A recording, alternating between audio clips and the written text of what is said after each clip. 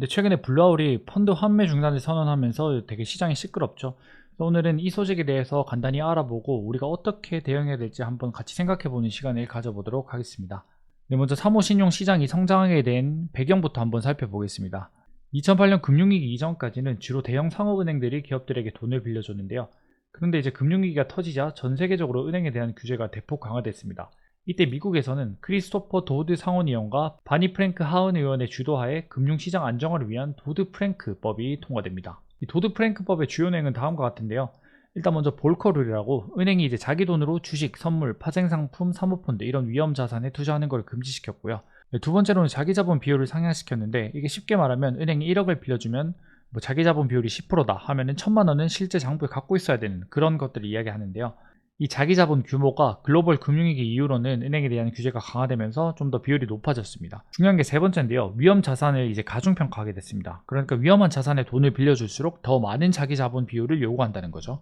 이게 어떤 의미냐면 신용도가 낮은 기업에게 돈을 빌려주면 은행 입장에서 손해가 됩니다. 왜냐하면 이제 이들한테 돈을 빌려줄 만큼 자기 자본 비율이 더 커지는데, 그만큼 이렇게 대출로 내줄 수 있는 돈이 사라지고 묶이는 돈이 더 커진다는 거죠. 은행이 결국에 대출을 많이 해줘야 돈을 많이 버는 구조이기 때문에 묶이는 돈이 커질수록 손해가 커집니다. 그래서 이 법 때문에 이제 중소기업이나 신용도가 낮은 기업들에게 돈을 빌려줄 이유가 사라졌고요. 그리고 두 번째로는 확실한 담보가 필요해졌습니다. 아까 말한 것처럼 위험 자산을 가중평가하기 때문에 담보가 불확실한 것들에 돈을 빌려주면 자기 자본 비율이 커지게 됩니다. 그래서 공장이나 기계 설비 같은 황금성 낮은 담보에는 이제 돈을 빌려주지 않게 되고요. 그거보다는 이제 국채나 현금 같은 황금성도 높고 신뢰가 높은 그런 자산에만 돈을 빌려주게 됩니다. 특히나 이제 뭐 소프트웨어 기업들의 비전, 뭐 미래 매출 같은 신기루 같은 담보에는 더더욱 돈을 빌려주기 힘들어지게 됐죠. 그래서 결과적으로 은행이 신용도 낮은 기업들에게 돈을 빌려줄 이유가 사라졌습니다. 그래서 자연스럽게 은행이 중소, 중견기업 대출 시장에서 물러나기 시작했고, 그 자리를 채운 게 바로 사모신용 시장입니다. 블루아울, 블랙스톤, KKR 같은 기업들이 대표적이고요. 이제 사모대출은 은행이 아닌 투자자나 기관이 기업에 직접 대출을 해주는 걸 이야기하는데요. 이 사모대출이 좋은 점이 이 신용이 조금 낮거나 우량한 담보가 없어도 대출을 해주기 때문에 중소, 중견기업 입장에서는 자금 조달이 쉬워졌습니다. 특히나 특별한 자산 없이 기술력, 인재, 뭐 앞으로의 비전 이런 것들로 대출을 받아야 하는 소프트웨어 기업에게는 더 좋은 환경이었고요. 여기 이제 투자기관들도 오히려 이 상황을 반겼는데요. 금융위기 이후에 이제 경기 부양을 위해 저금리 기조가 이어졌잖아요. 그래서 이제 국채나 우량 회사채는 수익률이 1%대로 너무 낮은 겁니다. 그래서 이보단 수익률이 높고 주식보다는 변동성이 또 낮은 이런 사모펀드 쪽으로 눈을 돌리기 시작합니다. 그래서 사모펀드 시장은 급격하게 성장하게 되는데요. 2015년 5,500억 달러에서 2024년 1조 8천억 달러까지 성장했고요. 현재는 2조 달러 규모에 도달했을 거라고 다들 예상하고 있습니다. 그런데 이런 잘 성장하던 사모신용에서 이제 리스크가 점점 증가하고 있었는데요. 일단 먼저 아까 사모신용이 조금 신용도가 낮은 기업들이나 소프트웨어 기업들에 이렇게 투자를 하기 딱 좋은 그런 자리라고 했잖아요. 또 그동안 시장 자체가 소프트웨어 기업이 가장 유망했던 시장이었기 때문에 사모펀드 포트폴리오의 대부분이 소프트웨어 업종으로 채워지게 됩니다. 이 블루아울 같은 경우에는 포트폴리오의 7, 80%가 소프트웨어라고 말이 나올 정도고요. 물론 여태까지는 소프트웨어 시장이 계속 잘 성장해왔기 때문에 큰 문제 없이 이렇게 사모신용과 함께 잘 성장해오고 있었는데요. 근데 이번에 이제 AI 쪽에서 문제가 터집니다. AI 성능이 워낙 좋아지니 굳이 비싼 돈 주고 소프트웨어 제품을 구독하기보단 AI로 직접 만들어 쓰거나 아니면 클로드 코워크 같은 범용 AI로 필요한 기능을 뽑아 쓰면 된다, 이런 우려가 생긴 겁니다.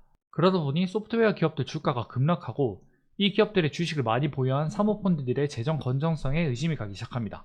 사실 사모펀드의 진짜 문제는 공모가 아니라 사모라서 정보 공개가 불투명하다는 건데요.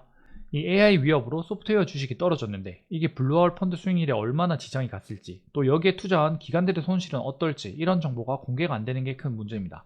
그래서 이번 사건으로 소프트웨어 주식뿐만 아니라 시장 전체가 떨어진 이유가 이렇게 바로 사모펀드들의 작은 문제가 생겨서 시장 전체에 유동성 확보를 위한 투매나 자금 경색 문제가 생기는 게 아닌가, 이런 우려에 시장 전체적으로 하락이 찾아온 거죠. 그런데 또 이런 상황에 또 기름까지 부어버리는 그런 사건이 발생합니다. 이 블루아울이 OBDC2 펀드의 환매를 중단하겠다고 선언한 건데요.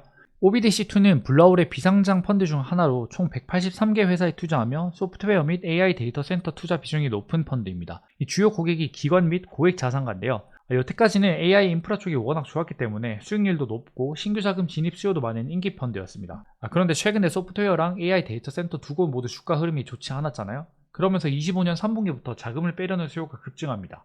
원래 이제 이 펀드는 분기마다 펀드 순자산의 5%까지만 환매를 허용해주는 펀드인데 작년 3분기부터 환매 요청액이 너무 많아지다 보니까 환매를 영구 중단시켜버립니다. 이게 사무신용이라 가능한 그런 조치인데요. 대신에 이제 블루아울 측은 펀드 자산을 팔아서 1분기까지 30%, 올해 말까지 50%를 반환할 예정이라고 합니다. 그래서 최근에 30%를 환매하기 위해서 약 6억 달러의 자산을 매각했다고 하는데요. 이 펀드가 한 16억 달러 정도로 알려져 있는데 이 규모의 약 37% 정도 수준이죠. 그래서 일단 먼저 6억 달러로 골드만삭스의 신용 공여를 먼저 상환한 후에 나머지 금액으로 펀드 순자산 가치의 30%에 해당하는 금액을 특별 현금 분배할 예정이라고 합니다. 뭐 어쨌든 자산을 매각해서 환매를 해주든 말든 이런 상황이 발생했다는 것 자체가 펀드 운용에 뭔가 문제가 생겼다 이런 조치잖아요. 그래서 이 소식이 나온 후에 블루아울 주가는 10% 이상 하락했고 다른 사모펀드인 블랙스톤이나 KKR 주가도 다 하락했습니다. 뿐만 아니라 시장 전체가 민감하게 반응했는데 그건 바로 이 사건이 2008년 금융위기 때의 트라우마를 불러일으켰기 때문인데요.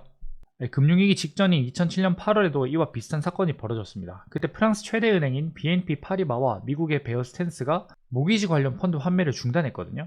그리고 이 사건이 2008년 글로벌 금융위기의 신호탄이라고 여겨지고 있는데 그래서 시장은 이번 사무신용 시장의 이슈가 또 다른 금융위기의 전조증상이 아닌가 이런 걱정을 하고 있는 거죠.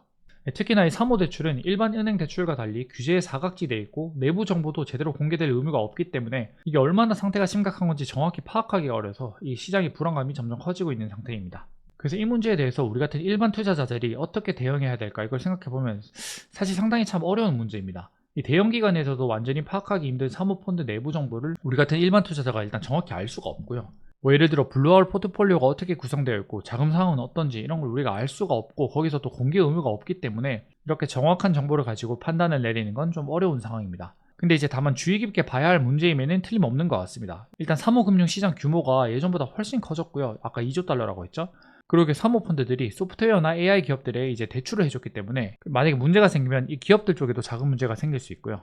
또 이제 사모펀드에 투자를 하는 대형 투자기관들의 자금도 엮여있기 때문에 자칫 잘못하면 뭐 유동성 쪽에 문제가 생길 수도 있는 그런 상황으로 보고 있습니다. 그래서 결론적으로는 당장 어떻게 대응해야 되겠다 이런 정도는 아니지만 계속해서 이 문제를 트래킹해가면서 어떤 문제가 생겼을 때 즉시 대응할 수 있는 그런 자세를 취해야 되는 건 맞는 것 같고요. 그리고 확실히 작년보다는 올해가 이제 뭐 금리 쪽도 그렇고 이런 신용 문제 리스크도 점점 대두될 것이기 때문에 작년보다는 좀 더 눈을 똑바로 뜨고 지켜봐야 할 시장이 아닌가 싶습니다.